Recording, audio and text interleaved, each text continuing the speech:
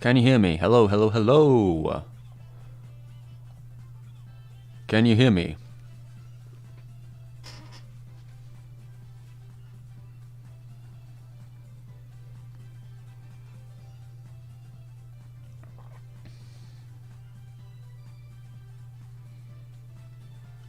Okay, am I coming through nice and clear? How's the audio, everyone?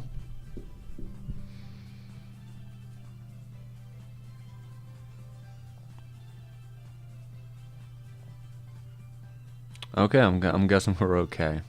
Well, we'll see in a sec. Right, 1, 2, 3. Boo, boo, boo, boo, boo. There we go. Let me turn this one up right. How are we doing tonight? Yeah, let me just adjust my light a little bit.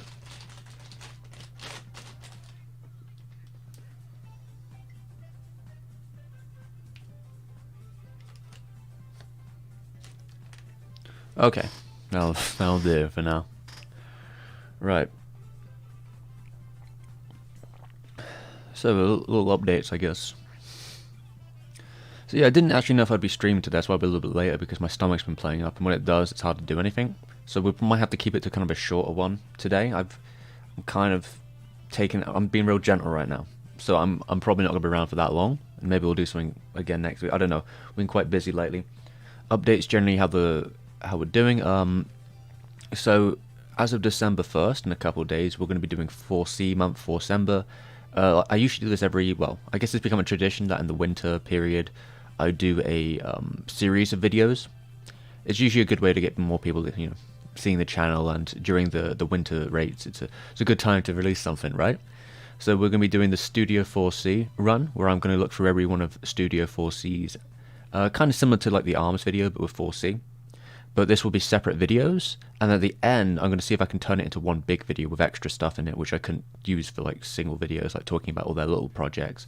So far, I have finished 3 videos fully. I have written 11, I think. There's supposed to be about 15. I've written 11 or 12 of them. I finished 3. I'm working on the 4th today, though things get in the way, like streaming. But hopefully by the end of like today, or maybe start of tomorrow, we'll have a 4th one done. And I'm going to keep trying to keep that pace up. I want to have all the audio ones. I've recorded the audio for 7 of them. So I want to have those done by the 1st. So then I've got a lot of buffer room to get the rest done. That's my plan, at least. And also, how's everyone going? All right, I'm gonna pin this. I might as well. Oh, can I pin it? Or is it being funny? God damn it! YouTube is always so shit with this stuff. Gosh darn. Let me 1 second, because it's oopsie. I'm gonna have to go on my own thing and check if I can pin it or if people can see what I just posted. Can people not see it? Oh my god, I hate YouTube so much. I fucking hate YouTube so fucking much. You have no idea. Oh my god. This is ridiculous. So I guess YouTube again has once again blocked the link that I wanted to send everyone. Amazing. They do this sometimes. This is a YouTube channel. Alright, maybe I can make it a YouTube video and it won't matter as much. I don't know why it does it, but like YouTube is such a nightmare to do this. I don't know how it happens. I don't know if I'm on my own shit list or something, but maybe I accidentally did that. Let's see. Okay. I'm doing it from a separate tab. I pinned it. I pinned specifically the video instead of the channel. The channel seemed to be giving it some problems. Okay, well, yeah, it'll sound good then. Yep, the orb is working. It's all good. And Abby, let's see. Lovely. Oh, you enjoy the new podcast? Thank you very much. I was just going to say about it. They did an illustration of Frogman essentially. Okay. Abdi, if you did an illustration, I'm trying to think if we've set up like we need to set up probably like a social media profile. But if I get everyone to set up a social media profile, if you've sent fan art, I'll make sure it gets sent to it. That will be what I'll try and do. I'll at least get it sent to the Discord or something. But yeah, I appreciate, fan art's cute, so I appreciate that. I'll send it through. Yeah, I should mention that to everyone here. All right, I should probably mention that. Yeah, so I pinned it a second ago. Yeah, my friend has been talking, Mr. Joe Poor Select. We've been doing this for a long time. It's funny because I started talking to Joe years ago, but now we're in a podcast. You never know how this is gonna go. I think I sent my first video to him back in the day and was like, "Is this okay?" Because like he'd been on the scene much longer than I had. But I digress. Out of like me reminiscing, yeah, he wanted to do a cryptid podcast forever, and I thought it'd be a funny idea just to do. It's a good hangout sort of thing. Good, and yeah, we started it, and I think it's fun. We recorded the second one yesterday, and that was a bit of a mess of a recording session, to be honest. But I hope there's something salvageable comes out of the end of it. But yeah, just talking about like silly supernatural stuff, because I'm not like a big supernatural head, but I do find a lot of it kind of quite interesting. When I was younger, I was like really like I was really into. Well, I was like 11 or 12. I was like at that age where like I was really like invested in it to some degree. Like I used to look up like scary ghost pictures, and I used to be really into like the Loch Ness monster as like an idea. I was just like, I wonder what I can find on it. So like yeah, it's kind of nostalgic in a way for me. I used to have these books full of like folklore, mythology creatures. So yeah, I think that's the fun element to it. But it's a bit of fun. It's not quite connected to what I do on the channel, obviously, but yeah, it's just something to do. And I think it's a good time. Obviously, we're not a very serious podcast. I think what the problem we saw, at least, or what Joe saw, was that when it comes to these sort of podcasts, they all take themselves incredibly serious. And, like, they're talking about fucking frogmen, the sparkler plugs, or the bat squatch. These things are apps, they're inherently ridiculous.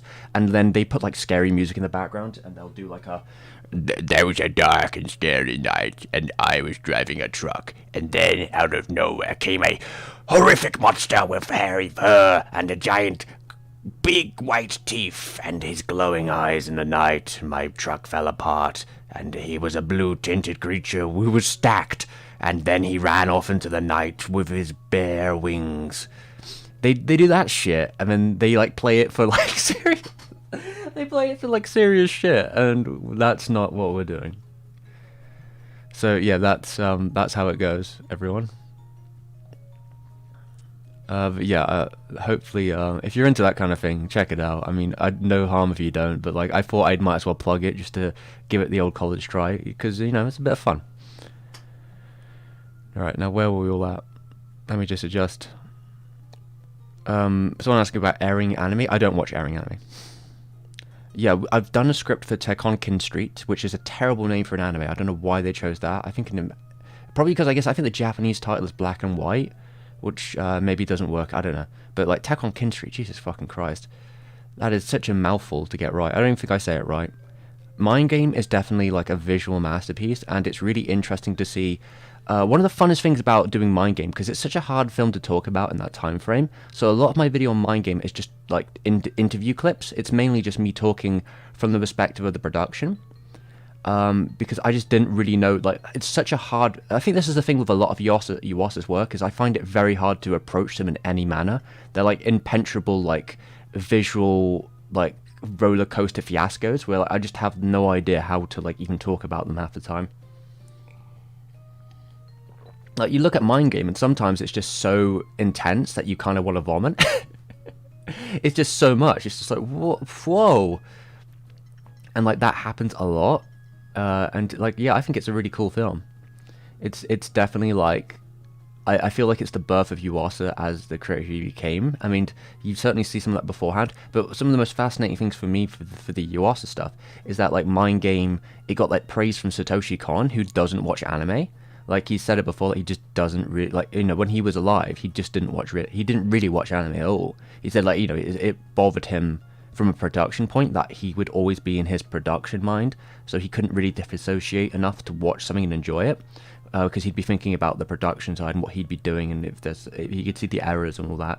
That's what he would be worrying about. But he said he watched Mind Game and he thought it was really good. He thought it was, like, fantastic, which is just, like, I guess it's really, at the time, I guess, it's really a great, I don't know, I guess it's a real achievement from Yuasa that he could, bring someone who is so stuck in his head outside of it because of just, I mean, I don't know what you could do to improve the production of Mind Game. It is such a idiosyncratic piece of work where, like, I feel like every move in it is pretty much intentional to the furthest degree. But yeah, Mind Game is really fascinating. And it also got him a job at Madhouse, because I believe when Kon and probably Murayama, they both saw the film, Murayama then rang up Yuasa and was like, do you want a job at Madhouse? Do you want to work here?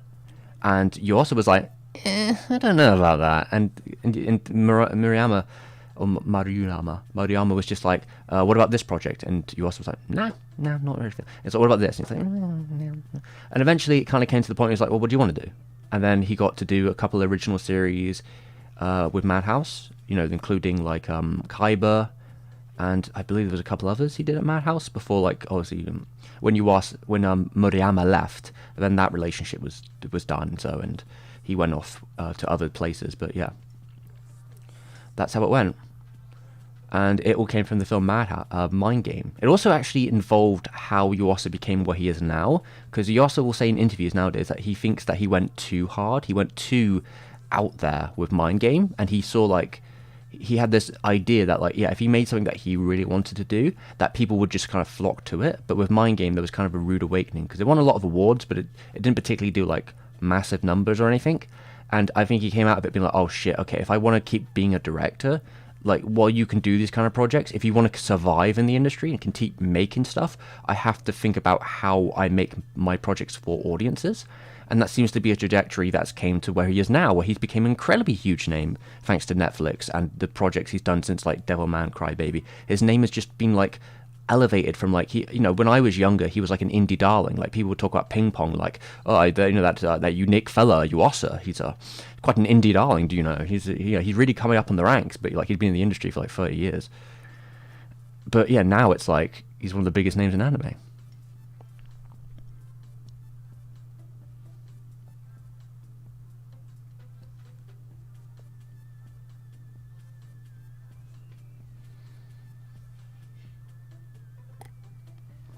I mean, yeah, they might be mean.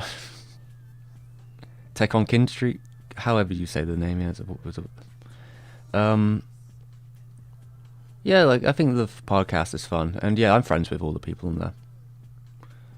Saying patience on the Arno video is like, I can't really do much for it right now because I'm in the middle of 4C month. I was thinking about how I'd do this, but I ultimately thought like, since we've released so little videos this year, that like it would be like it'd be kind of important for me to do the montage of 4C and try out these new methods. So 4C month has taken precedent, and when 4C month is over, I'm going to start working like full on Arno. My wrist is a little bit better than it has been, because the thing with the Arno video is it's going to be a lot of drawing. So I've been putting it off until I'm a bit more like on the up and up. But yeah, we'll see how it goes. But the Arno video, I would not give any deadlines, because that's just, I think it's unhealthy for me to do that with my you know, I've said before, my health, you know, up and down at times, and my wrist as well. So like I'm not going to put a deadline on it, but it will be done when it's done.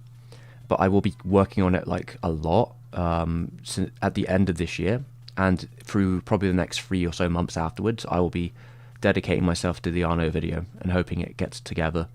But it may take quite a long time.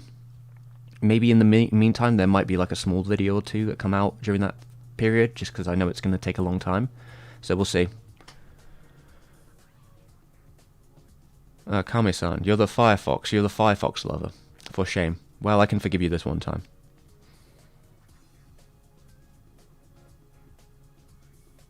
Yeah, I'll set something up. I'll ask the other fellas about like where we could send fan art. Outside of the Discord, we should probably set up a Twitter or something, or some kind of social media account to do that. I know there's an email, there's like a Gmail. So if we did like a fan episode, I guess if you emailed it to us, we could show it. But I feel like there probably should be some kind of social media. I'll work it out. Yuasa's cat? I don't know what you're talking about, Yuasa's cat. I assume you mean Cat Soup, but that's not his project. He just worked on it. I'm pretty sure when it comes to Cat Soup, Yuasa was a key animator. I don't believe he had much more to do with it, but that. It is Cat Soup, isn't it? The anime name? Yeah, because it's Sato, sorry. Tatsuyo Sato did the movie. He's the director. I think Yuasa's a key animator on it, if I remember right. I guess I could double check. I don't want to say things that are wrong.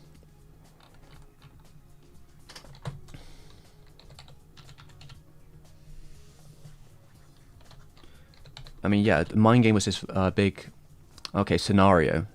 He's the scenario. Okay, storyboard scenario.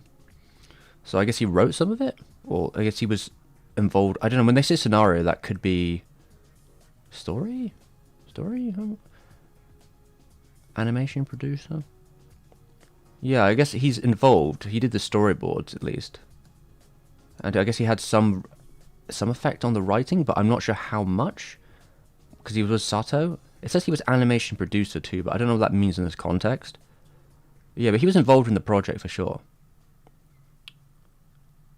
But yeah, I don't know if it would be considered his project.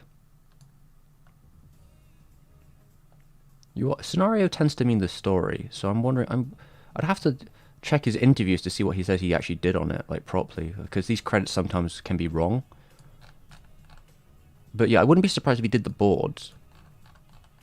But Mind Game was his first proper production where he was in control.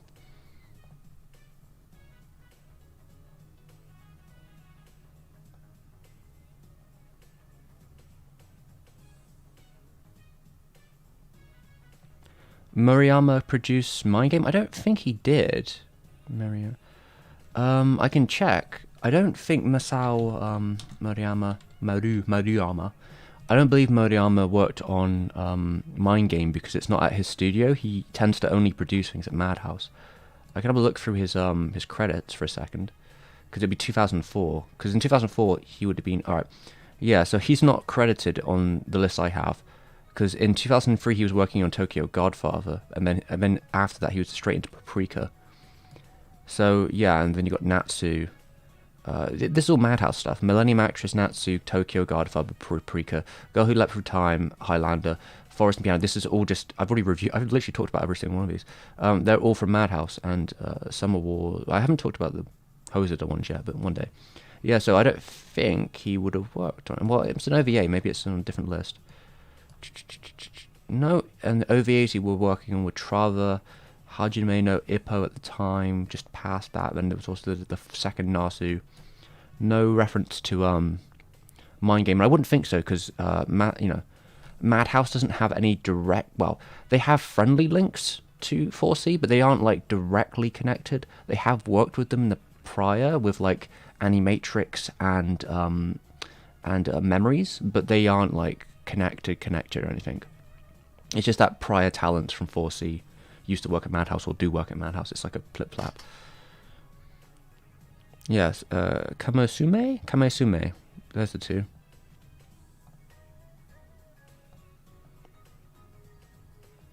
Voluntary, it's fine. I think it seems like he did the boards on it at least, so he did have definitely some rule on it, but it's not his for sure. I mean, he wasn't the director at least, so I don't know. I'd have to find an interview with what he says he did on Catsuit, but like the interviews where he talks about Mind Game tend to be like usually what he says about Mind Game, which is, I guess, is really encouraging. He said that Mind Game is the funnest film he ever worked on because he had the most control. He was working on it. He was working on it non-stop. He was having a great time. He had complete just to do whatever he had, like complete freedom to pretty much do anything he wanted to with the source material and just go mad. And like it's really respectful how the people at 4C really bad for it. Like they went really hard to find producers who'd actually fund a project because it wasn't easy, because they knew that they couldn't effectively pitch the project on the pitches themselves because the music was so important. So they wouldn't actually be able to pitch any of on the visuals. They had to pitch on the idea alone, which is really fucking tough because unless you can see what My Game looks like, it sounds like why would you produce that? That's really the thing.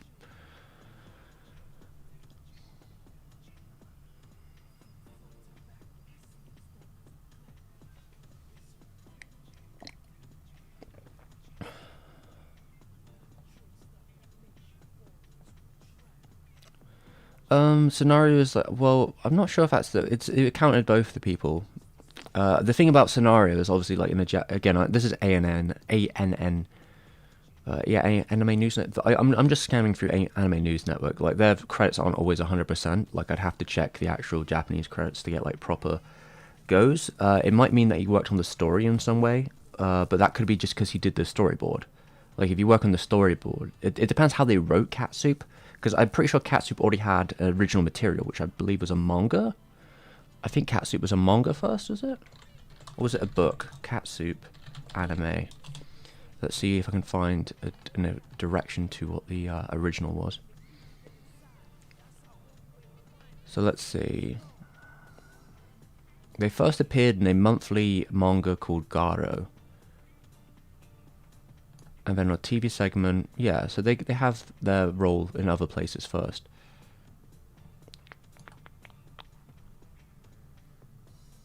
The story by someone called Nekojiro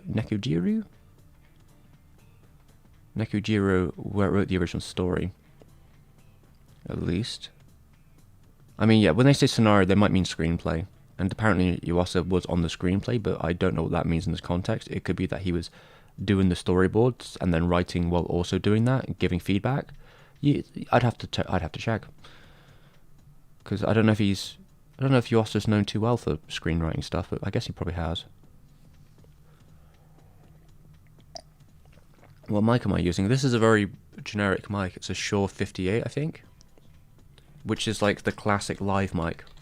If you ever look at, like, you know, a classic live setup, they use these because they're like hard as a brick. You can throw them around and throw like ash. You can throw ash at them and a wine bottle, cover it in beer, and it'll still work. They've been using them for years. They're very versatile mics.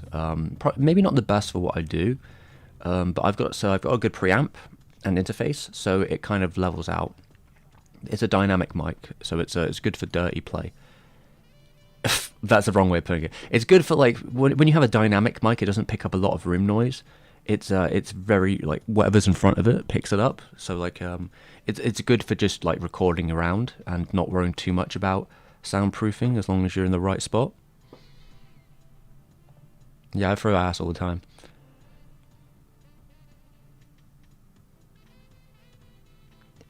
Steam Boy. If I talk, the thing with Steam Boy, that will probably come in a video about Otomo's whole future.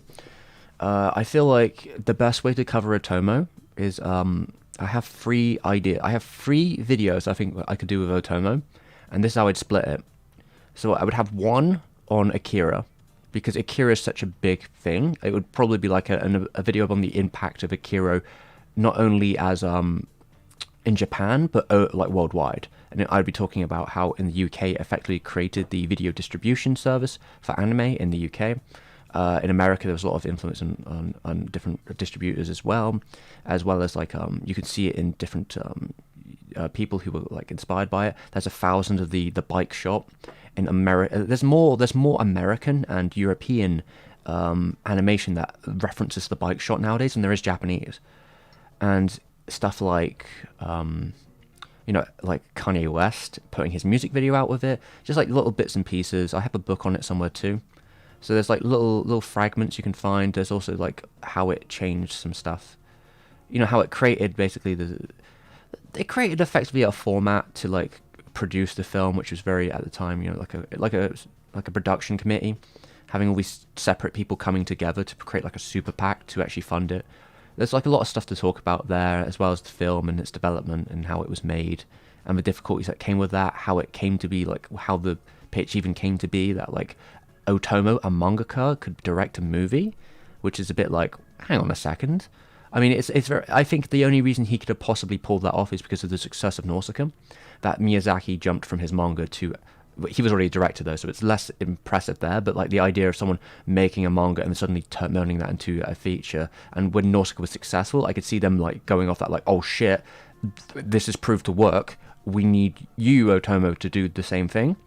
And he was lucky enough to put out like his pitch being like, the only way I would do it is if I had complete creative control and you couldn't like interfere whatsoever. So like, yeah, there's a lot of factors there. There's a lot to talk about. That would be one video, because Akira could be its own whole video. Similar to how I did the video on Nausicaa. Like, it would just be like that. We'd talk from the manga all the way to the production at the end, in the same way as the video I did on Nausicaa. The next video would be about, it might be called the Akira problem or the shadow of Akira. It would be about the rest of his career and how Otomo started, how like Akira kind of leaves this big shadow.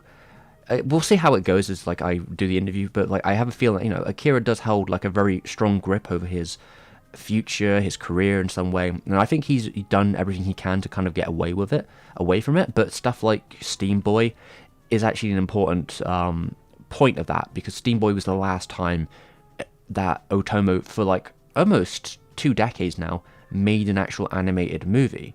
He's worked on stuff before. He's done shorts, he's done live action movies, but he's basically not been able to work on another like animated movie. And Steam Boy was in production for a decade, like in and out. Like the production of Steam Boy starts in the 90s, and it goes through different forms. So like yeah, and Steam Boy didn't do very well. It was notoriously a very expensive movie. They bragged about it. They're like, this is the most expensive animated movie from Japan there's ever been at this time. And that was like, I have a feeling the number was like maybe $20 million, maybe a bit more than that. And that's 2004 money. So it's pretty impressive as a number. So when that happened and the movie didn't make any money, and you could argue like why that is. I mean, I think it's a family the reason it's also like Sign of the Times, because like Steam Boy's like more of a family film. It fits more like a Howl's Moving Castle model than it does like the edgy, intense profile of an Akira does from like the OVA era of like dark animation. But like he's making something that's more uniformly family friendly in that case with it. But like Steam Boy's still like a huge technical achievement, but it doesn't do very well. And then like he just disappears. Like it's not like he did well. It's not that he disappears. He just like in 2006 he's making a Mushishi movie, and then he's directing other stuff, and then he's made a couple shorts. But like Otomo.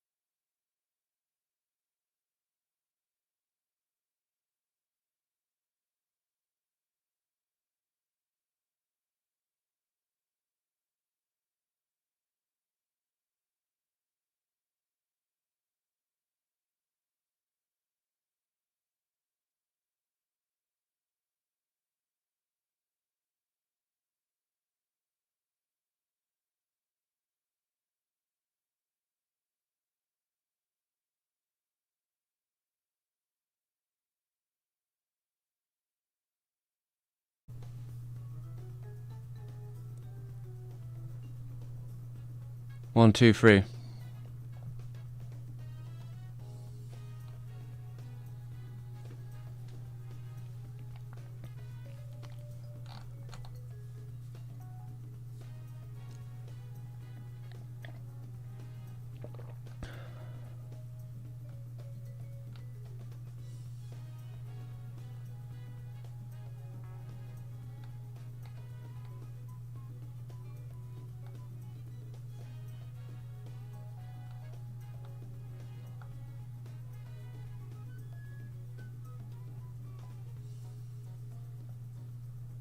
Am I back?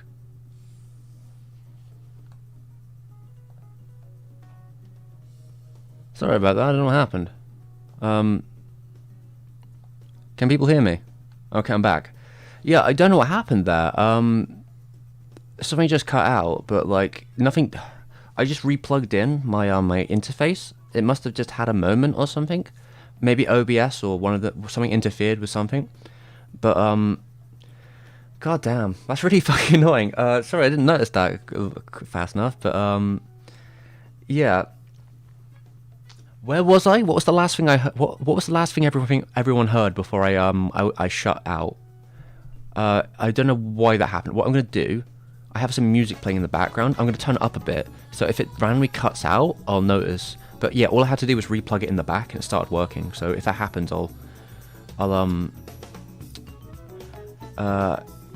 yeah, I don't know what happened. It just stopped working. So yeah, I said about Steam Boy, but how far did I get into the conversation? Because I was talking about adaptations and this.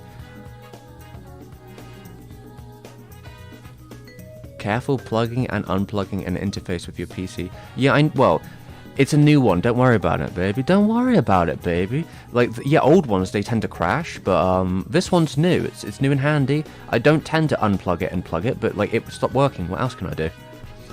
But yeah, this is a USB-C one. I imagine it's fine. But yeah, enough things are working now. I'm from England. Okay, yeah, so we were talking about Steam Boy, and I said it will probably be part of its own video. It can damage the... I don't know, this is a new interface. It's this fancy-dancy new interface. I mean, ideally, I don't unplug an interface very thrillingly, but like if it stops working, there's not much else I can do. I don't know, like this is new. This is like a brand new interface. It's fancy-dancy. It's USB-C. I mean, ideally, I wouldn't unplug it and plug it in if I didn't have to. But yeah, I think it's fine.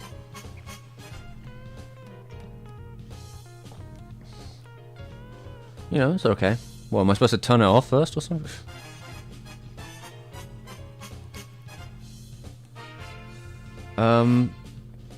Yeah, I don't remember where I got to, but the gist of it was that again, I'm gonna have to do a lot more. There's a lot of interviews out there, so I could probably check it out. But it seems to me that like, I'd have to check what Otomo said, but I don't feel, at least from what I've seen, that that Steam Boy did the money it was supposed to, and because of that, Otomo didn't get any more deals to do movies anymore. That's effectively how it seemed to be to me. Also, that his productions are incredibly like intensive, and they take a very specific type of craftsman. A lot of them at that point were starting to retire, so you tend to hear Oshii talk about this. That for like the longest time he couldn't find the staff he needed to make the films he wanted to do, especially because, you know, the industry's numbers were so stretched that, like, especially in the late 2000s, like to 2010s and going through the last decade, like the numbers have been so hard to come by, especially when the people you need for a movie are like the most talented animators in the industry, and they're in such high demand. It's really hard to get them together for like 3 or 4 years, or like, you know, however long you need them, a couple years, couple months, just to do their cuts. Like, it's hard to get them to begin with, and that's its own issue. And that could be the issue for Otomo, especially. But I imagine also the whole factor that Steam Boy didn't do well. It didn't do what Akira did, which was, you know, at the time, Akira, in the early 90s, Akira was the best-selling movie Japan has ever had. It was, for a better lack of the word, it was, you know, it was kind of revolutionary. Like, if you want to look at it that way, like, no Japanese film had ever made that much money. So, like, that was, and nowadays, like, yeah, if you look at the top 20 Japanese films, it's pretty much all animation. So, like, you know, Akira started that trend.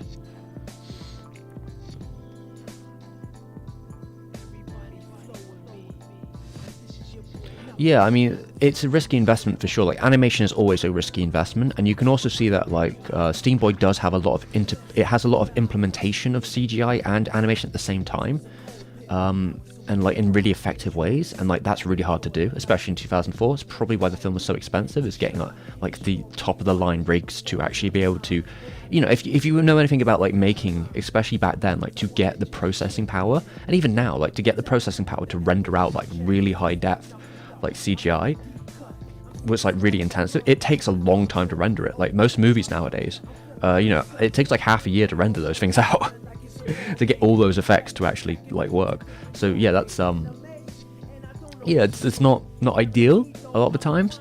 And they talk about this in the memories that back in the day, Otomo said like to do the few CGI shots they had in memories took like a week to render them out.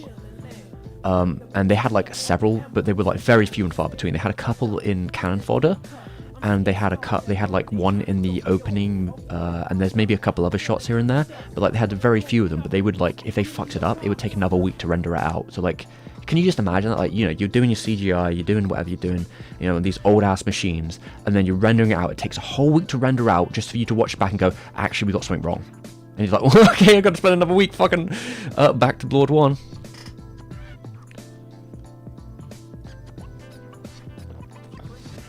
I mean, I'm under the, I've said it before in the chat, I'm pretty much under the conclusion that I'm pretty sure the Akira TV show will be in CGI. Like, I'm pretty sure it will be a 3D show for the most part. I just don't know how else they'd do it with the amount of people they'd need. Unless it could be like half and half, I guess. It could be like the whole world is CGI and the characters are 2D. But I'm pretty sure like the majority of the Akira TV show will be CGI.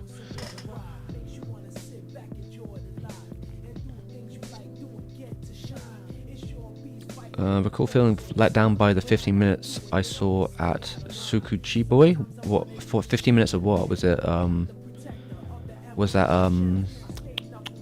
his new one? How's it going, Solo?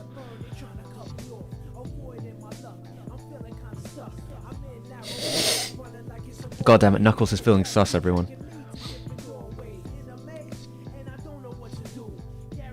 Kami-san, I did mention this, maybe it cut out, but, wait, I might turn my Sonic beats down a little bit. Yeah, I'm a Sonic fan. I think I've already made a video on Sonic here as well. Yeah, I mentioned it before. I feel that like the reason that Otomo was allowed to make an Akira adaptation, not only because Akira was actually really hotly selling at the time, I believe it's because Miyazaki proved it can be really successful. When he did 1984, when Miyazaki proved that like, oh, a mangaka can come along, or like, I guess he's technically a director too, but like when the original creator can come along and direct the piece and then promote it out there, because it's a really hot selling commodity like the manga. Like Akira was also a hot selling commodity. In fact, they used Otomo's quote to try and sell Akira Nausicaa back in the day. One of the first reviews in 1982. Yeah, one of the first reviews in 1982 of Nausicaa in papers was Katsuhiro Otomo's review, and he said it's fantastic. And they used that as a buffer point. They were like, look, in the indie, at the time, I think he was more of an indie darling. It was like, look, the underground comic guy, he really likes Nausicaa. You should check out Nausicaa. And then by the mid-80s, it's like, okay, Akira's like really building up steam now. And there are people who are like inching because they can see the potential. Like Nausicaa made all this money, and they're thinking like, oh shit, okay, so we can totally do this now. And I think that's why he was given the opportunity. Also, he'd worked at Madhouse prior a couple times. He knew animators and such like that. He had like his foot in the door because he'd worked on Harmageddon, or Genma Titan as it was called. And then in 1987 as well, you see him working at Madhouse again, and he does a short for Neo Tokyo, also known as Labyrinth Story, or whatever the fuck they call it these days. But yeah, he does a short for that, and a lot of the people who he was working alongside in Madhouse, he grabs them and he brings them to the Akira project. And they were probably already working on it by that point. I don't know how long the production went for Akira, like in terms of the animation cycle. I have to assume they must have started the project at the earliest 97, but maybe they started 96. I don't know. It depends where the pre-production ends and the production starts. It's hard to say. But like, yeah, he knew animators. He'd worked alongside them. So like, yeah, it wasn't like he was completely out of his depth here. I mean, maybe a little bit. But it all worked out in the end, so what can I say?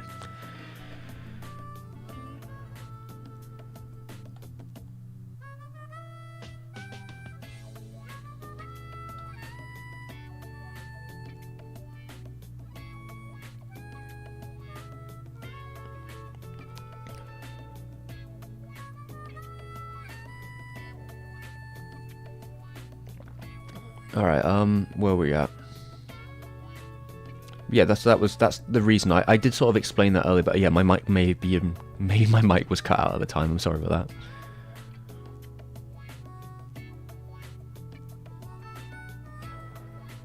So where are we at?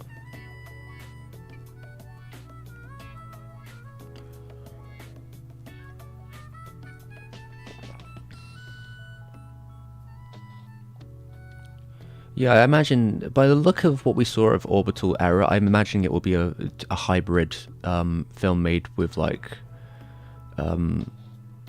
whatever it's called. Fuck, what's it called? Blender. I imagine it'll be made with Blender. So it's going to be like there's going to be lots of implementation of like CGI backgrounds and CGI machinery and 2D people all over the place. Yeah, I mean it's going to be. Orbital's probably been in production for a really long time.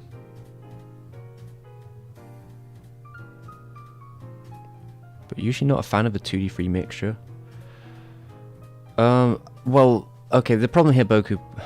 Here's the thing about 2D 3D mixture, it's all about the implementation being correct. There's plenty of pictures that do it just fine, but you need to, like... I mean, they've been doing that shit at, like, Disney since the 80s. I mean, I've never heard anyone complain about the CGI in Disney films.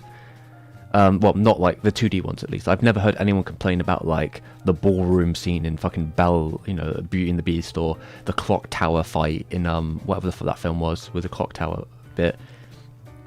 Or like maybe in like Lion King or so. Or like the whole. I mean, some of it looks a little dated, like the one in like Aladdin, but it's perfectly it's perfectly and almost necessary to some degree to implement those two technologies, especially since like.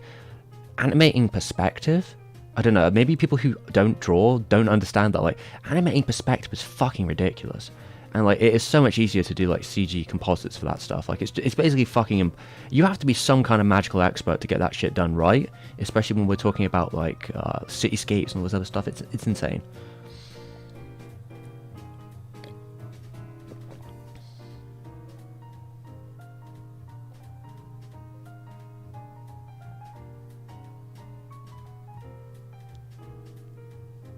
I can think of a lot of examples where like 2D and 3D animation comes together like perfectly fine. Like it's ridiculous. It's used a lot, and 4C is probably one of the ultimate like things. I could literally name so many 4C films that have like perfect implementation of their CGI and animation.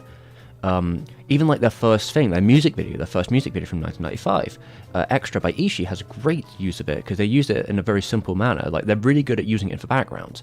And then we could go into Memories. Memory has incredibly good, like there's not that much of it, but when it's used, it's really effective. Then Spriggan also has really effective use of it. Then there's Princess Ariadne. Then there's Mind Game.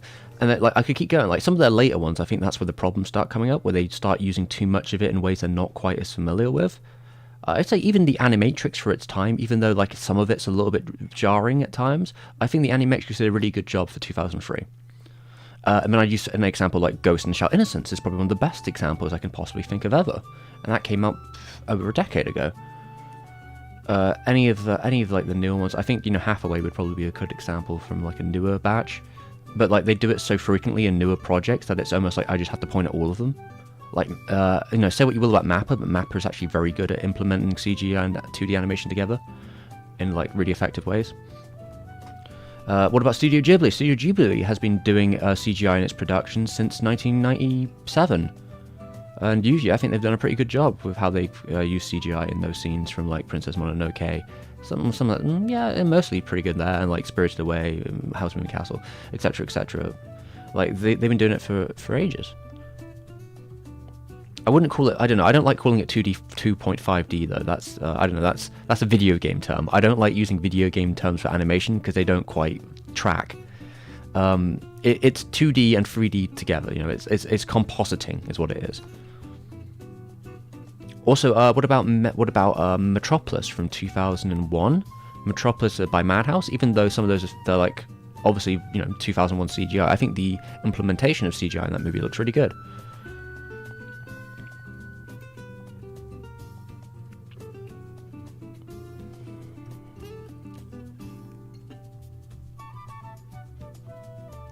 I mean,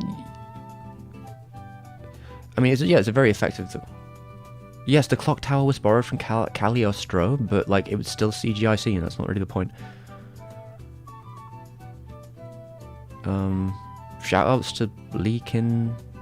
Oh, I see. Nice one, Gravel. Nice one.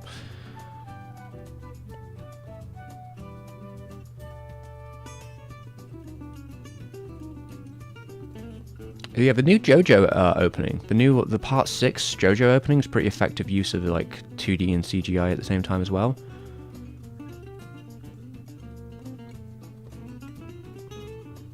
Yeah, I mean, if you get Space Planet, the problem with Treasure Planet was probably that the budget was incredibly bloated, so like they probably were pushing the CGI maybe a little too hard for its time. Oh, here's another great example. Children of the Sea. Children of the Sea probably has the best implementation of CGI and 2D I've ever seen from 4C. Like sometimes you can't even tell which parts are 2D and which parts are 3D when like most of the fish are like CGI. And it's really effective.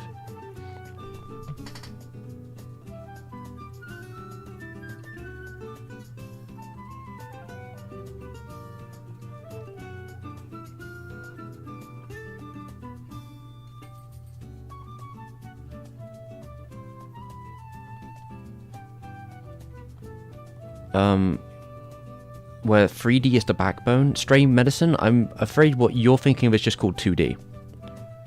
If you're thinking of a show that is 2D if you're thinking of a show that has 3D models that is trying to make them look 2D, it's a 3D show.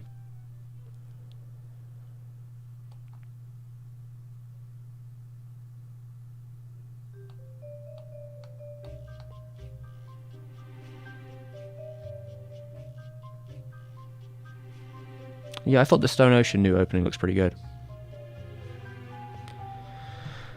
Yeah, Bernardo, it's true. Like the thing about Children of the Sea is going to be a really hard one to talk about because Children of the Sea is like such an impressive film. It might be one of the most impressive Japanese animated films ever made, like to like the point of like absurdity.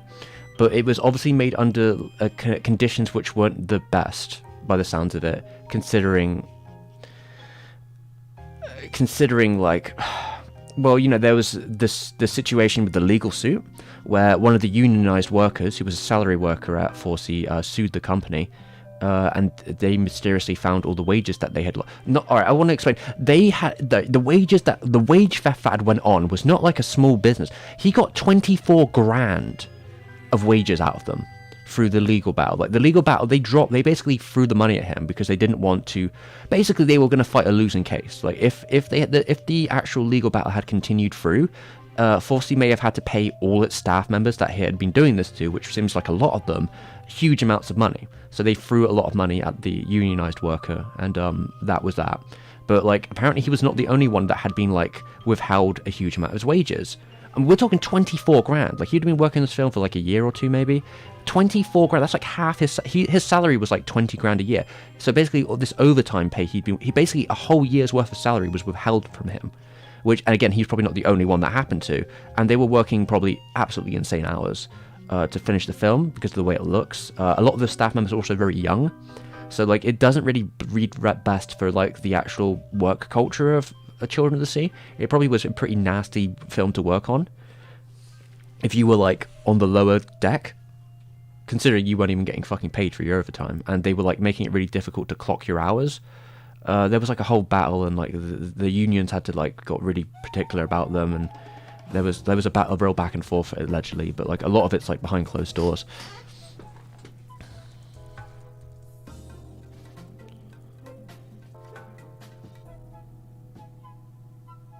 And yeah, one of the key things with Children of the Sea is that they basically made something. Alright, it's kind of insane because Children of the Sea looks better than the manga. You know how most people go like, well, the manga always looks better or something? Children of the Sea, for the most part, is a more articulate, like more stylish, like approach of the material, because a lot of the manga has a very loose look and it's quite sketchy at the beginning. It's a little bit, like, at times you could say off model if you were talking animation wise. So, like, to see the movie be, like, at a level which goes beyond the original source material is kind of insane, especially with the boarding. The boarding in Children of the Sea is, like, some of the best boarding I've ever seen. Like, even beyond, like, if this was just 2D, like, if this would just, not just 2D, if this was just, like, the drawings itself, it would be still incredibly impressive. Like, the way they transition between stuff, it's just, like, it's on a different level.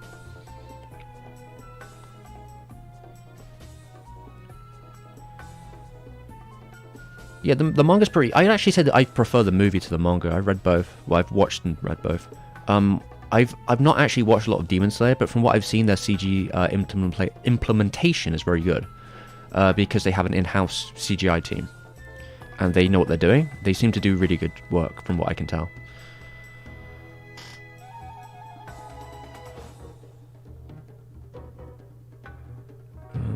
Since the 50s, animated...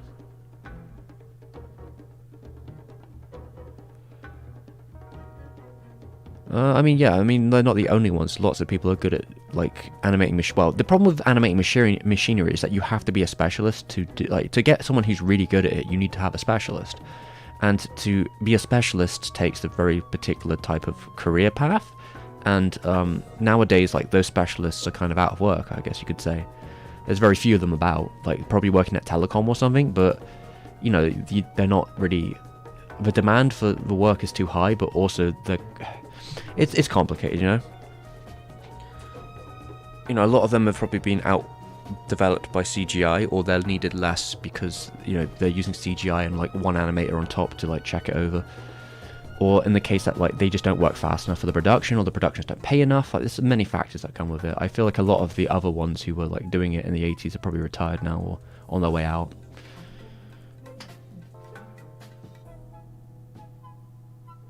Yeah, I don't really like Paper Man. I'm going to be honest, like the Disney shit, the Disney, like, Paper Man thing, I didn't think worked very well. I thought it was kind of almost there, but it was kind of uncanny. I did not like what they did with Paper Man. I think people since have done better stuff.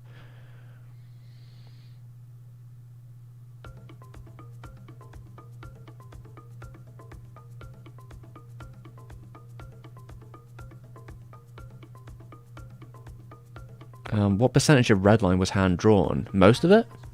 Like 99% of Redline was hand-drawn. I mean, they like to say there's no CGI in it, but it's not true. There's a couple bits and pieces of CGI, but nothing for, like, the cars. There's a lot of, like, post-processing, and there's a couple, like, satellites and little vehicles and some birds in it, which are CGI. They use, like, very sparing pieces of CGI for, like, flourishes for certain things. But, like, yeah, there's, like, a bunch of birds in the film at one point, which is CG. A couple of the satellite dishes in the race are CG, but all the cars are 2D effectively, and all the people are.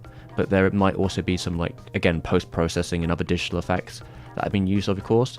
But for the most part, it is a very hand-drawn film, which was the whole point of the production.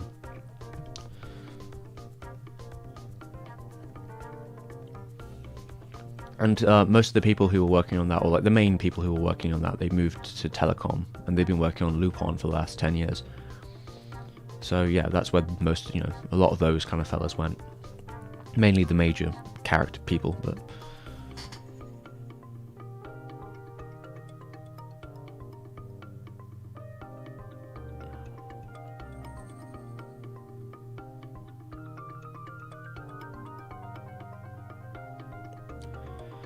some particle effects were CG. To be fair, like in most films now, in most animated films now since about 98, all particle effects are like 3D.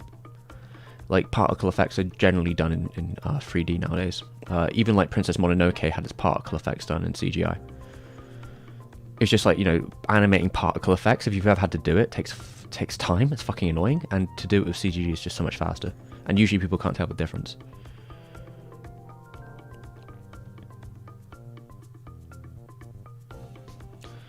Yeah, I mean, yeah, it's impressive what you can do with machine specialist animators. I just don't think that their niche is probably not quite there nowadays in the same way, unfortunately. But like, I don't really put it against them, because doing that shit is like a fucking nightmare. And I don't really besmudge it disappearing, because I believe the stuff you can do in Blender nowadays, where you can use a grease pencil to work with 3D shapes to like draw on top of them, I think that stuff is basically the fucking future. Where like you could have the low poly ship like planned out, and it will do its route, and then you just draw on top of it, and then you can like manipulate it and adjust it from there without having to worry about, because back in the old days what would happen instead is, instead of having like that 3D shape in front of your screen or whatever, you'd have a 3D model in front of your face, and you'd have to like put it in front of the camera and be like, how do I want this angle to look? None of these guys did that well. Very few of them did it from their brain. Like, most of them did have like fucking a toy with them. You can even see like Miyazaki do that shit, you know, like in with his what is it, Wind Rises. You can see him, he's playing around with the planes, trying to figure out the right angle to do the stuff. So like it is like I say it's a godsend in a way. You don't need to necessarily roto on top of it, but you can use it as a good like reference point for how something should move, and then you can adjust it with your own eye.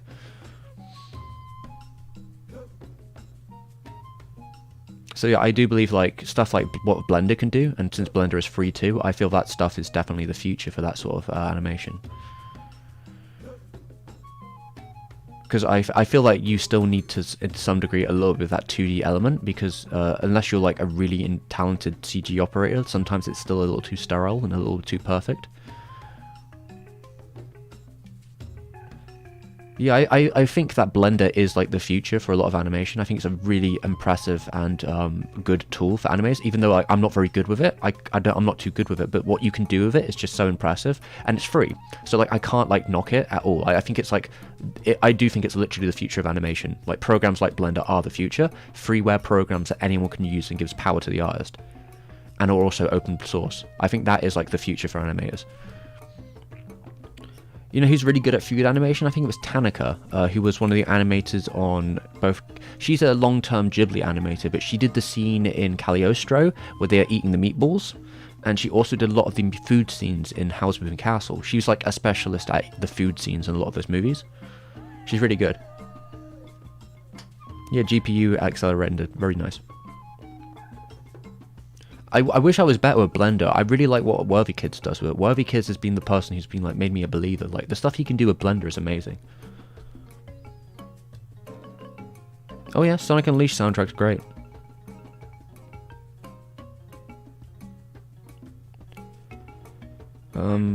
How do they create the specific transition effects in the OPs and EDs for Cowboy Bebop OP?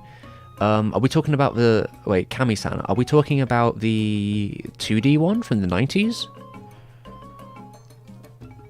What specific transitions are you talking about? Because in the 90s, they would have had to just hand-drawn them. As far as I would understand, I'm pretty sure they would have just hand-drawn the transitions. If you mean like the lines moving across the screen and whatever, pretty sure that was just done by hand. Nowadays, you do it in After Effects.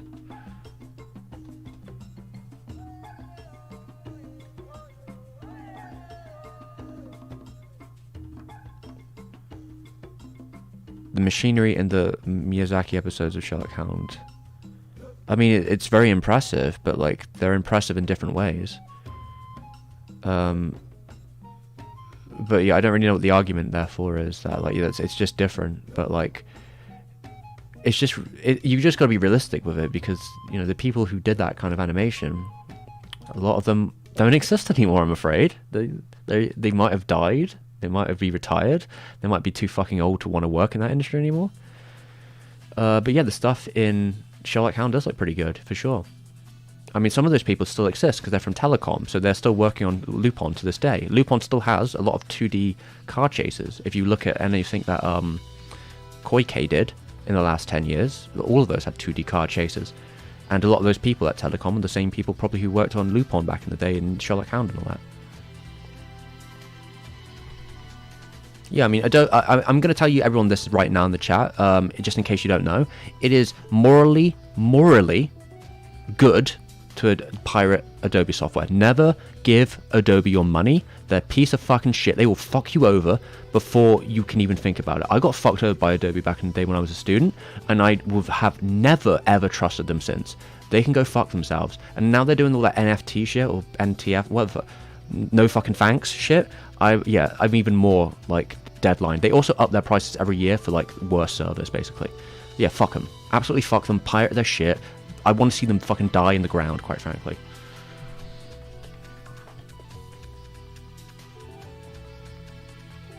The old one, how did they do it so perfectly? Well, they had the music beforehand. So yeah, you just draw it. Like it was just hand drawn. Like they would have just they would have figured it out hand drawn wise. But like it would have probably been the camera operator who would have to get it perfect. But like they had the soundtrack beforehand, so they would have had the soundtrack. They would have like timed it with the boards, and they would have done an animatic. And then from the animatic, they would have known the timing and the beats. And then from that period, they would have drawn all the pictures, and then they would have made sure that it directly, you know, it's editing. You make sure that it's on the beat. That's usually how you edit. You edit to the beat. So like you know when bah, bah, you know, when the jazz horns hit, you're supposed to do this. And that's usually how it works. It's very meticulous, very slow work, but it's basically the power of editing and animating at the same time.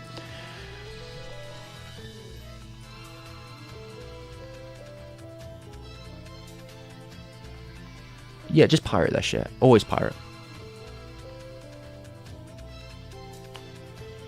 I mean, I've been I have been my friend Wink has been pirating Adobe products since he was 16 years old. Certainly not me. I have not been pirating Adobe Sonic since I was 16 years old. I encourage people to do it, but I have never done it myself. Very funny. Haha. Yes, I've never done that. Wink.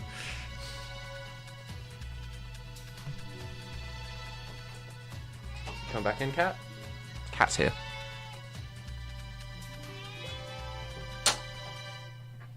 Yeah, I mean, Adobe fucking sucks, and also their practices are just like abysmal. So yeah, everyone in the chat just I mean, I think everyone knows this by now. You shouldn't trust Adobe. Yeah, you should pirate it. But I have never done it myself. Wink. I've definitely never done that.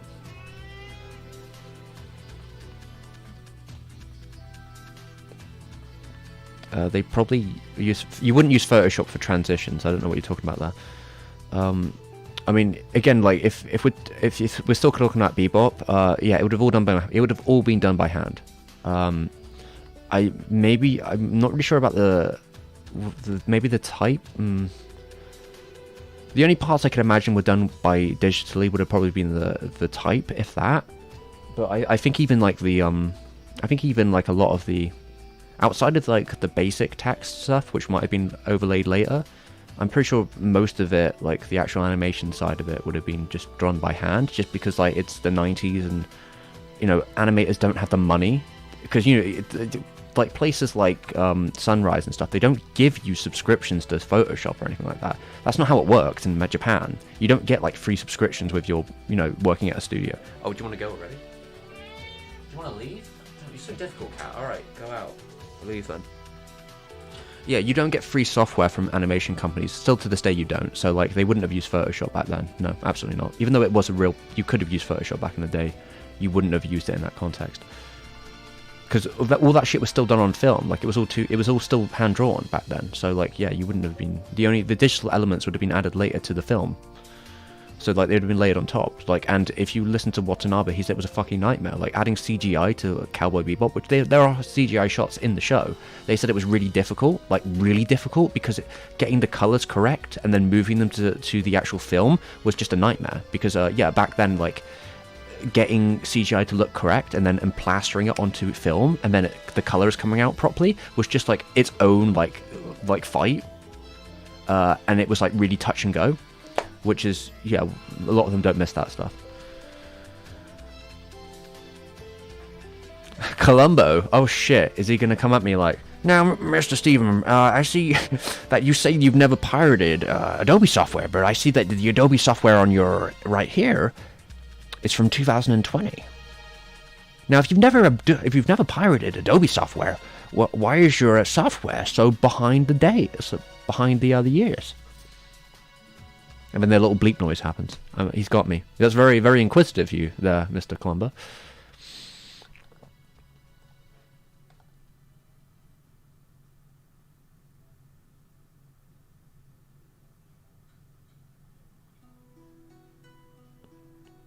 For an OP, how many animators and staff working on it? Also, is it done before the production of the episode? You'd have to ask the studios, but from what I would assume, the OP is done first. It's like one of the first things done. But I can't really verify that because maybe the process will be different studio to studio. I don't know. I can't really tell you. How far am I through the music? Because one of them's gonna claim me in a second if I'm not careful. Alright, I'm gonna pause the music. Sorry, everyone. Like I said, I don't know how long we're gonna go today, but my stomach's been playing up, so I probably won't go for the full length. It's like 8 o'clock now. Maybe we'll go for like another half an hour. Then I'll get some dinner and eat it very slowly. I mean, you can use GIMP as well if you like. I'm not a huge GIMP boy. I'm not a huge GIMP boy myself, but you know, some people like that. I'm more of a Clip Studio Paint guy, which is why I always say like Clip Studio Paint should sponsor every one of my videos, because I would totally shill Clip Studio Paint every day of my life. It's my favorite program to use. I paid for it twice.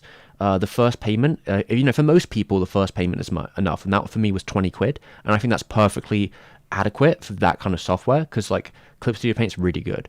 It's a really nice software. I like using it to draw. I think it's really convenient. It does a lot of stuff, a lot of different assets in it. You can use it to make comics and drawings. I think it's just it's a pleasure to use, and it does most of the stuff you need for if you're like an artist. Like, why buy Photoshop? You don't need it.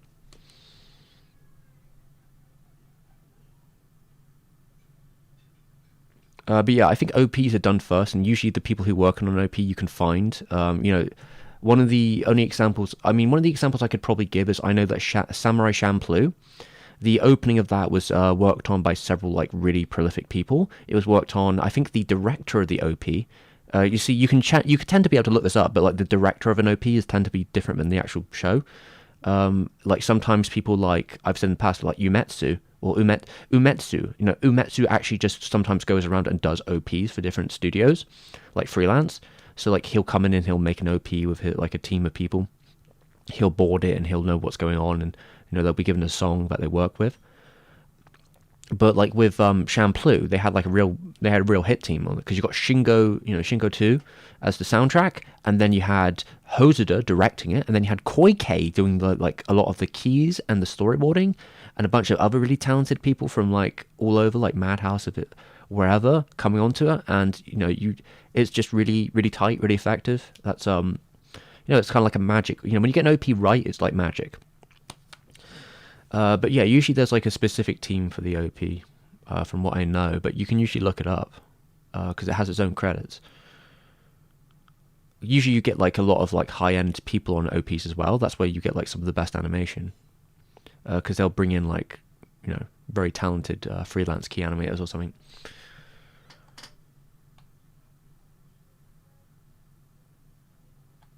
My GIMP origins. Oh man, got me. To be fair, the thing with Columbo though, here's the problem with the Columbo thing. Columbo's like a very salt of the earth guy. I don't think he'd go around dealing with pirate cases, like pirating cases. It's too below him. I feel like that's dirty business that he wouldn't be bothered in. He's more, you know, he's all more about like the murders and such, like the actual like crimes, like where pirating is just not a crime. The only time I think pirating is annoying is if you do it to people who are like, you know, indie or something. You know, when it's small people, it can kind of be a little bit more shitty. Because you know, it's like that's their kind of livelihood that you're stealing from them. But like, it's hard to like, you know, put that on like if you know, there's been like very little data if pirating actually hurts people's sales or not, but like, you know, it can lose in the moment sales in theory. But I don't know, it's its own mess. No, there's a difference between a succubus and a gimp, my friend. I think you need to learn the difference. A succubus is a dom. A gimp is a sub.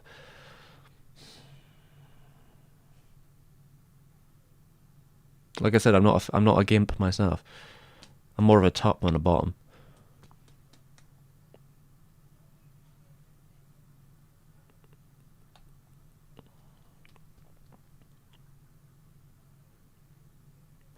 I've tried to use it before. I mean, to be fair, back in my days when I used to use free software, I used to use Paint.net. Don't know if people that's still around or not. It was, yeah.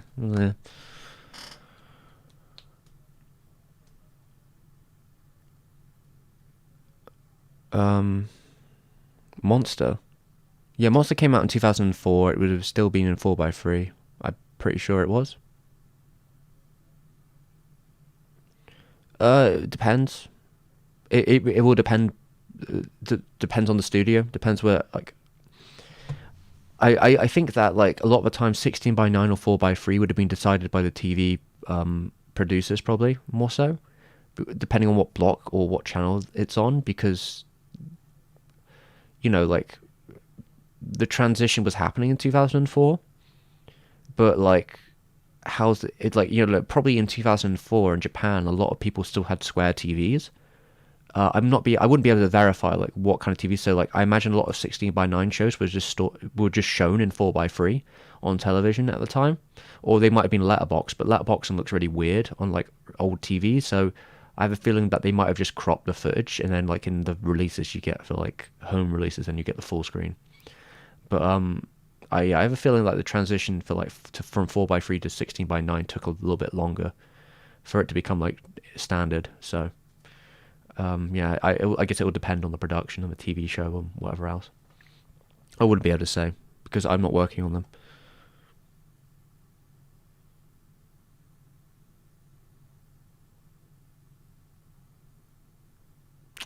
Um, who's Hob? The name Hob Sokuga sounds familiar. I'm not quite. Do they just do like mad Sokuga like collages? Is that them?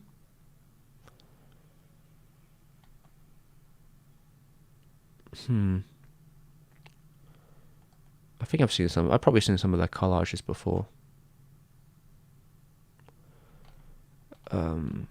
Probably. There's a lot of them here. Maybe in passing. I probably saw the Satoshi Kon one. I think I've got some little bits on there, and I've seen the Koike one apparently. So yeah. Oh yeah. I mean, it's nice to see sometimes.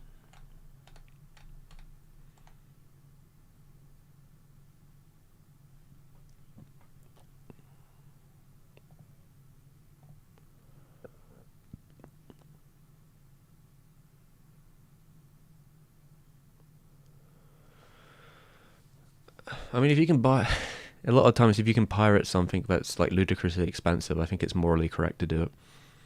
Depends how expensive, I guess, but yeah, I don't know. Depends on the context, but yeah.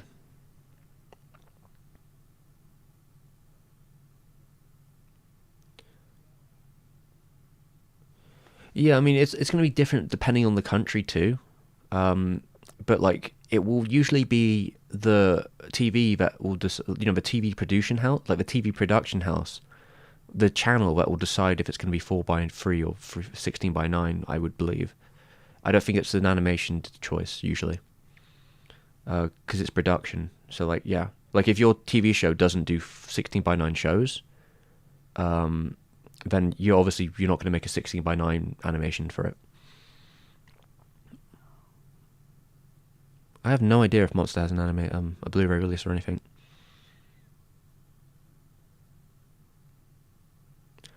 Well, yeah, the thing Boku Bokeh.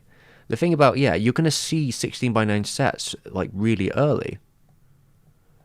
You'll see them in the earlier days for sure, but it doesn't mean that it's the majority of people who use televisions have them.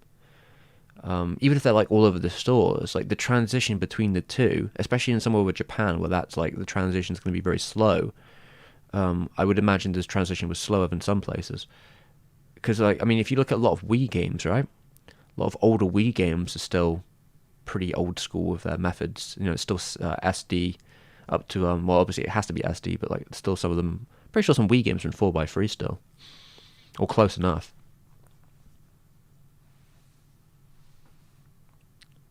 What collages?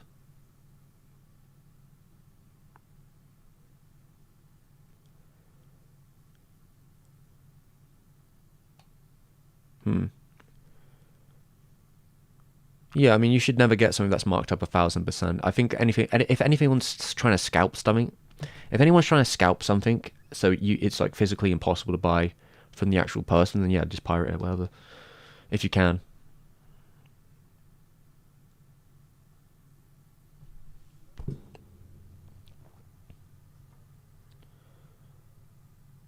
Yeah, there you go. So someone, Gene King, saying that the mass adoption of 16 by 9 was still somewhat low during the 2010s. So yeah, I imagine so. It takes a lot of people don't really feel the need to transition if they don't have to.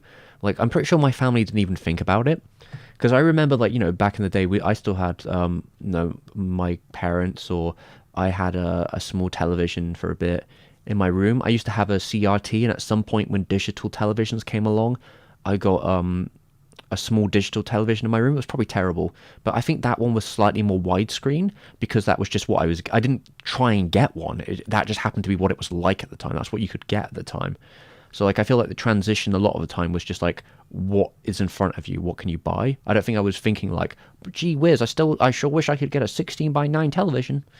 I had no idea what the difference was, and I used to stretch the image to fill it, which is thinking back to it, I'm all like, oh, why did I do that? Like, I used to go on my PS2 and I'd set the TV to 16 by 9 to stretch all my games out so it would fill the screen.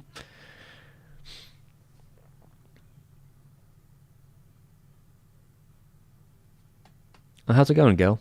Yeah, like you'll see a lot of shows switch quite late. Yeah, if Bleach was switching in 2007, 2008, I can't even remember when One Piece switched. I mean, I could probably Google it. Like, I was watching One Piece back then. I'm trying to remember when One Piece switched to 16 by 9. Maybe it was around the same time. When did it switch to 16 by 9? 2011, apparently. That's what I'm being told here. This is what Google's telling me, at least, that like 2000 episode 206 to 263, the aspect ratio would be changed to 16 by 9. Allegedly, I don't know if that's they were cropping it or whatever, but I'll double check. Someone's saying it's episode 207. So yeah, if that came out in 2011, that's quite late to do the transition if you think about it.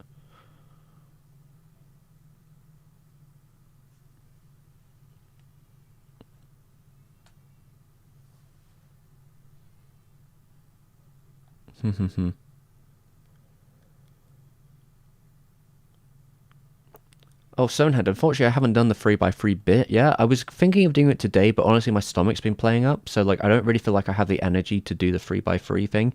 So I might end up doing it like sometime in the week or next week. It's ready. Like I got all the stuff ready for it. I just need to like, I don't know. I feel like I'm going to take it off early today because I've been going a bit hard recently, so I should take it easy. And my stomach is playing up a little bit, so I need to try and eat some dinner very slowly, do a little bit more work, and then I've got to be in a call later as well. So I'm going to try and take it easy for the rest of the day. I probably will end the stream kind of soon, unfortunately. But yeah, I'll do the 3 by 3 thing at some time, maybe on Wednesday. It depends how like my progress goes.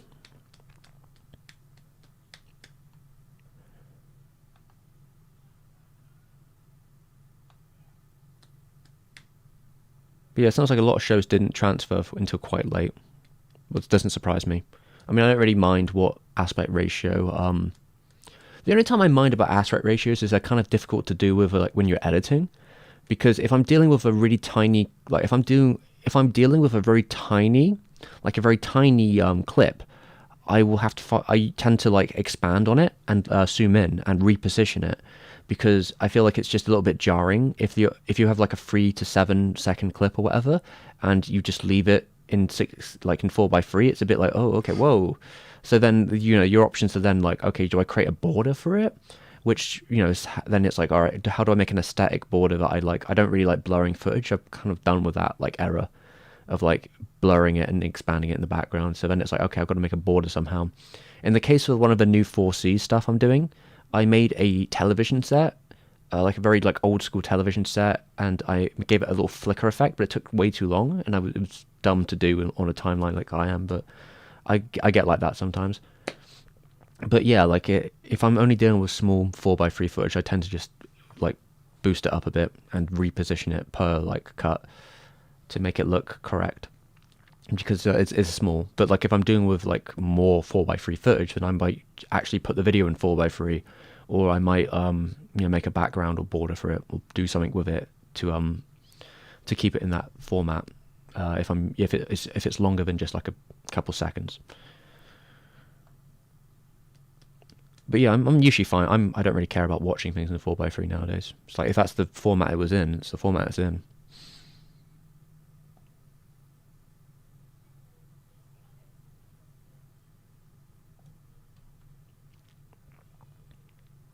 I mean, yeah, my first screen was probably just 16 by 9 as well. Like I got a tiny little 720 by 1280 TV, like little digital television.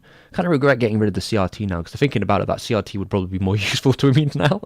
Having a CRT around could have been quite useful if I wanted to shoot something with it, you know.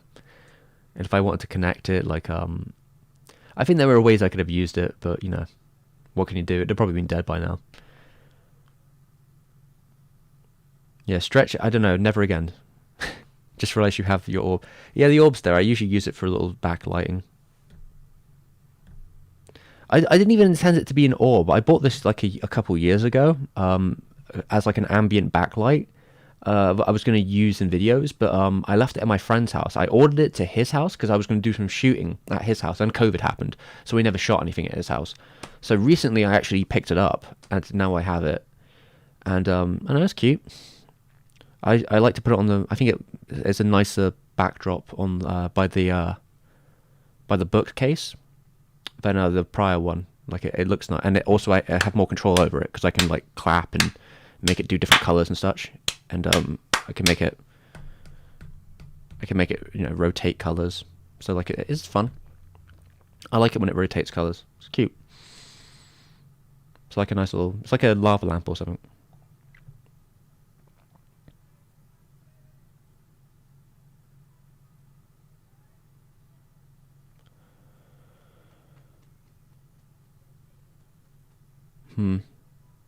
Where are we at?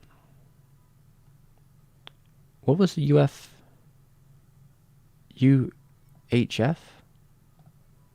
What was UHF? I've heard the term before. What is that? Like, it's a Weird Al film, I know that much. Ultra high frequency? Your guess is as good as mine. That's before my time.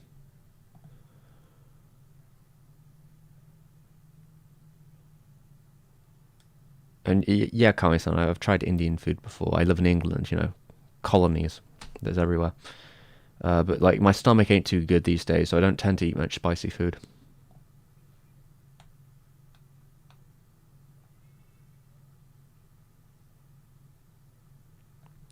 Cameron, we recorded another episode yesterday for the podcast, which is in the pinned tweet.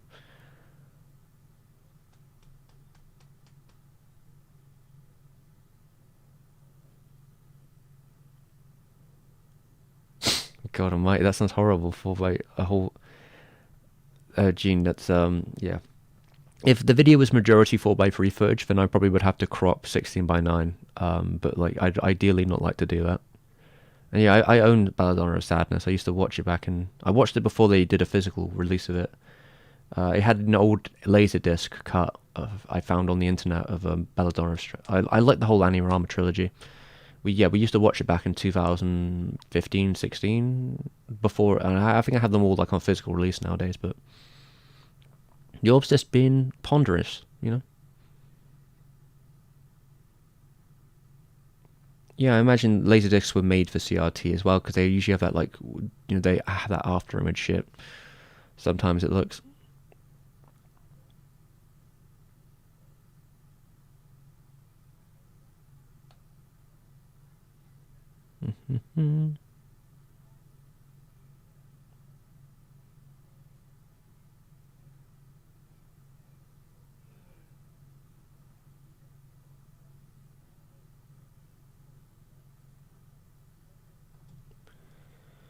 Yeah, I'm not buying any weird products for my wrist.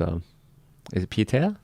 But yeah, my wrist is okay. I mean, the best choice for my wrist is probably the problem with the wrist is the doctors haven't got back to me in ages.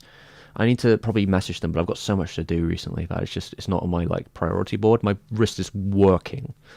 It's not working great, but it's working. So like until like there's a huge problem, but at some point I do need to get them to do an ultrasound on my wrist. But because of COVID, it's kind of like destroyed waiting times for stuff like that. So even if I do message them, there's no like guarantee that I'll actually be able to get like in a timely fashion an actual appointment at the doctor's to do an ultrasound, because I'd have to do that before I get anything done.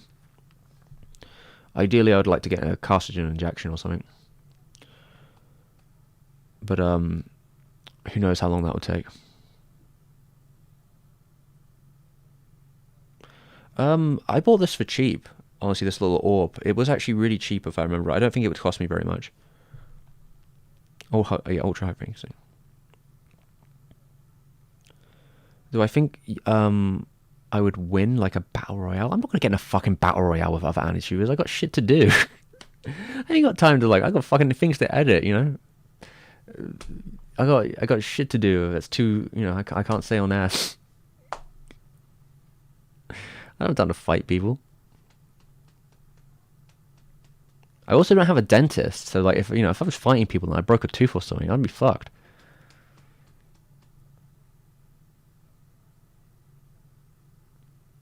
You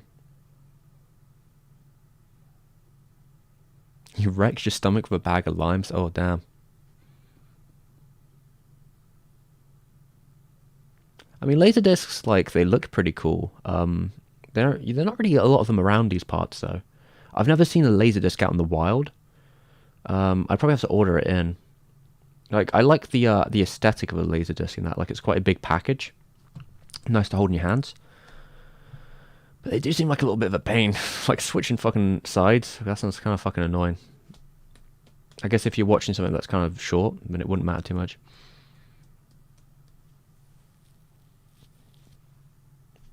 I mean, yeah, for OVAs, they're probably perfect, right? Because you get 45 minutes on the side.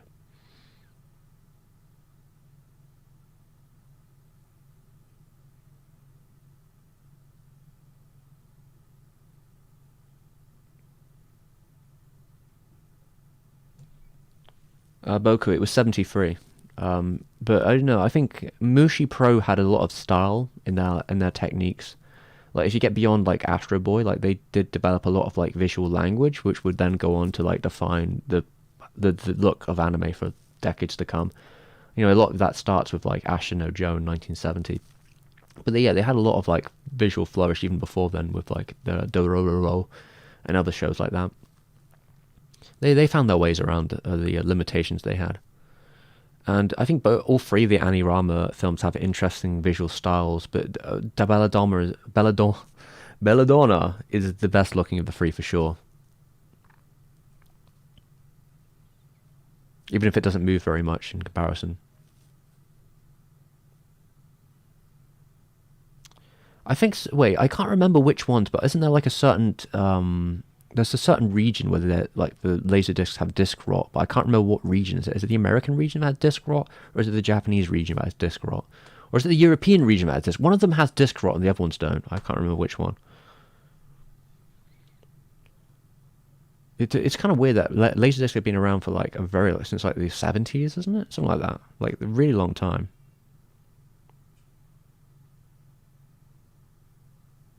Yeah, I mean they are basically just a vinyl, but for a television screen, I guess. But yeah, I think some of them do have disc rock. I just can't remember what region. Oh, is it the American region? Well, there you go. I guess the Japanese ones are probably fine then. But then, to be fair, the only time I'd ever be able to find some some Japanese Laserdisc would probably be in Japan. I'd never going to see any of those around here. Dear, dear.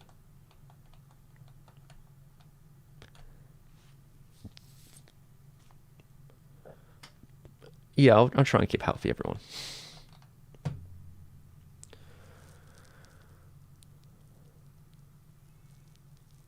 I'm not sure you live, Archon Nightman, but vinyls are definitely not dead.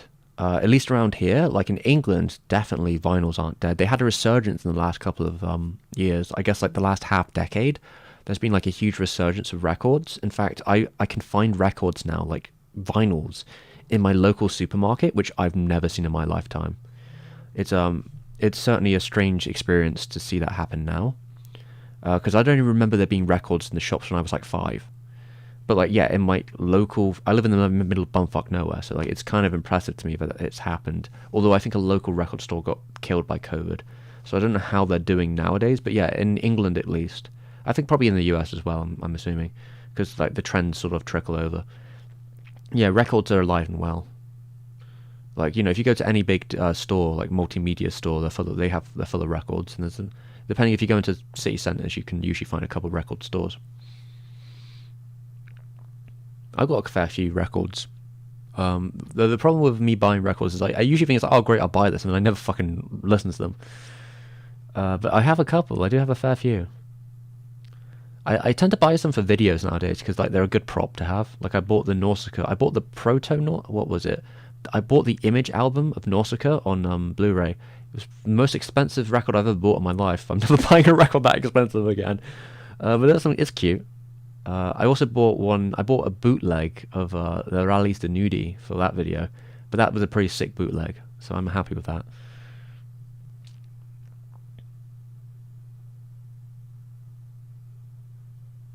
Yeah, I guess internet. Oh, I mean, I think there's still good cover art around. Though, yeah, they're probably made for a much smaller thumbnail, but that probably means you need to stand out more in the smaller space.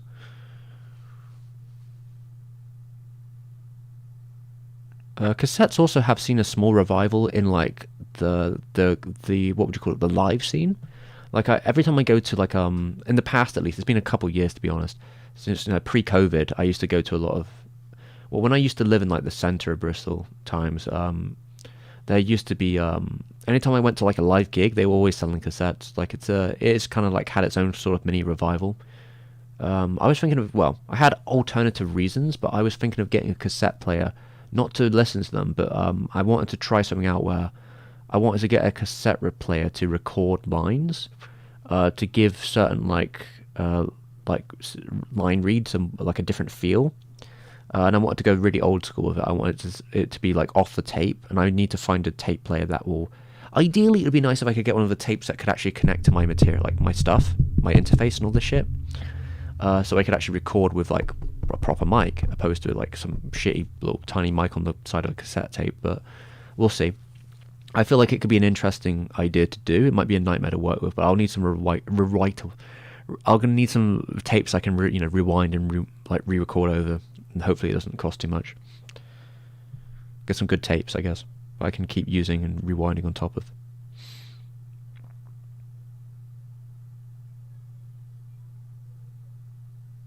Yeah, they sell some. They actually do sell records on the All the Anime website, which is like independent UK distributor of anime. They sell records nowadays. That's kind of a new thing they do. They sell some good ones too, by the look of it.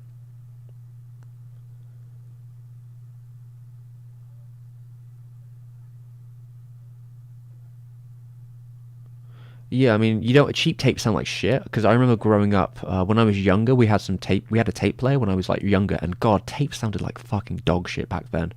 Probably because they were all like the cheap. They was probably like the end of tapes, so all the ones I was hearing were like really bad. But they sounded like really. They get like warped in the sun. They sound like shit. It was not a good experience listening to them. And I remember that like as a youth being like, "Wow, this sounds like fucking dog shit." But I've been told by people in like who are in the know that like there are different types of tapes, and some of them sound much better than others. I was hearing cheap, shitty like rewrite tapes that my teenage siblings had, so they were like, probably like the cheapest shitty ones that they could find on sale.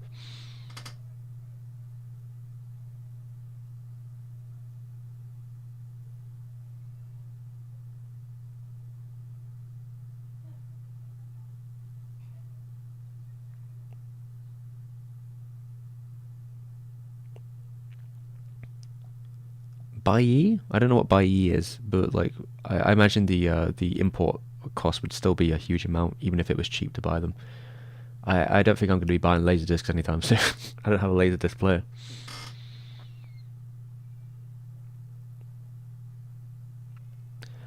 I feel that like a lot of people when it comes to the idea of audio fidelity, I feel like a lot of people don't really give a shit as long as it sounds okay. As long as it sounds to the point where they won't notice a difference, I think that it really doesn't matter to a lot of people. Like, most people probably know that like listening to music through like Spotify or streaming is probably not like the most audio fidelity like a way to listen to something, but like it's enough. Like it gets you there, it's like probably MP3 256 kilobyte audio or whatever. It's like whatever through my headphones. What's the difference? Or like coming out of my fucking screen, whatever. I mean, I've got like nice stuff in the other room, but I'm not gonna like pull it out for every song if I'm just sitting down working. So like convenience will always win out, I reckon. Yeah, I imagine the shipping's going to be pricey because it'll be, it's going to be shipping plus probably like import tax or whatever. But yeah, I mean, I'm going to have to look if I can actually get some like rewritable tapes that sound good. I don't know. I don't know if anyone has any. Before I go and make some it's about the time I'm going to have to go make some dinner, I reckon, just because, like I said, short stream for the poor stomach boy. I got the rumbly tummy. I don't know. It's feeling alright now, but I shouldn't push too hard, or it's going to get bad again. I also have to eat, so like I have to be careful. I've actually listened to some of the William Gibson Neuromancer tapes. There's some interesting stuff on them, though. Like it's very dated. Holy fucking shit. His accents are awful. But yeah, I think the radio play by the BBC sounds much better. It's like much more fun, but it's like a very abridged version. But yeah, like if I have to get some cassette tapes, I need to probably get like a fancy tape I can keep like rewinding and recording over the top of, because I don't want to buy too many of them if they're expensive. Chrome tapes have the best audio quality. Okay, I'll probably have to see if I can buy a Chrome tape I can re-record over the top of 1,000 times. Japanese Metal TK Maxell Sony rewrite. I'll probably get those Sony rewritable tapes. They probably sound good to me. Yeah, I reckon Sony rewritable, because I actually have some Sony speakers too. So maybe if I get them, because I'm trying to find a tape player where like my plan, depending on how it goes, would be to record on the tape player, hopefully through this mic. We'll see how that goes, and then to re-record it again. I'll put it through my speakers and then re-record it through the mic again. Something like that. That would be, I guess, I don't know. I don't necessarily want to make a dish. I don't really want to buy a cassette tape that can like digitize a format. I don't know if that would be. I think that kind of defeats the point. I think I have to find my own way around it, which might be double recording, and see how it goes from there. I just need the audio just needs to be legible and not like destroy people's ears. That's effectively where it needs to be for the recorded tapes. And I would probably use them for a lot of my quotes. I mean, I wanted to do it for one specific video. Maybe I'll never do it again after, if it's too much of a pain in the ass. But I feel like it would be a good way to differentiate the audio would be if one of them was on tape and the other wasn't. So you'd always know when I'm quoting the author a lot easier, because it would be like, there'd be an audio cue to it, as well as all the other visual cues. That would be my plan, at least. I mean, yeah, the more you use tapes and vinyls, I'm sure they get worn out, but... Well, I mean, that's the same for a lot of things, though. Like, I've got records that are older than me, and they still sound fine, so I'm not too worried about that. Metal is better. Yeah, I'll try and get some metal ones if I can.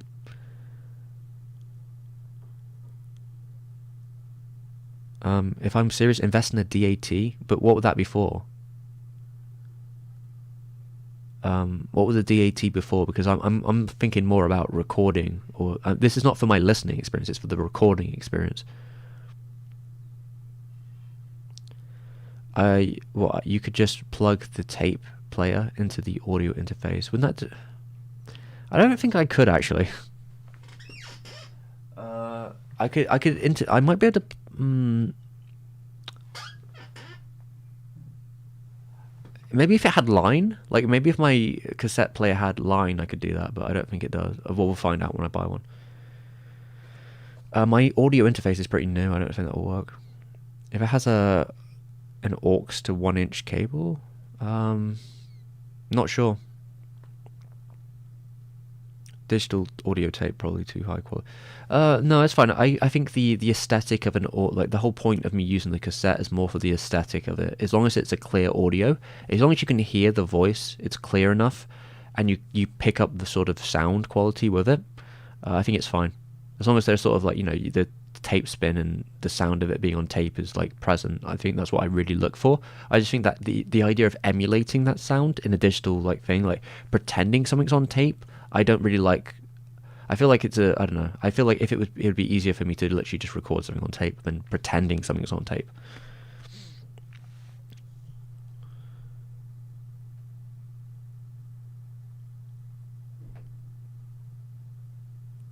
I can get what for cheap? I can't remember. Yeah, I'm looking for a tape recorder over a tape player. Anyway, so I'm going to see what's on the market for tape player wise and how I can connect it to different things. That would be my guess.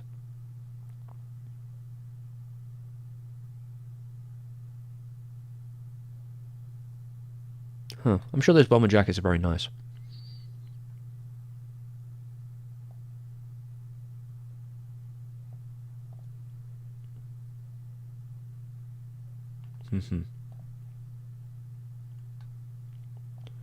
Wow, well, they got cyber shit all over them? God, that's very fucking expensive though, Jesus Christ.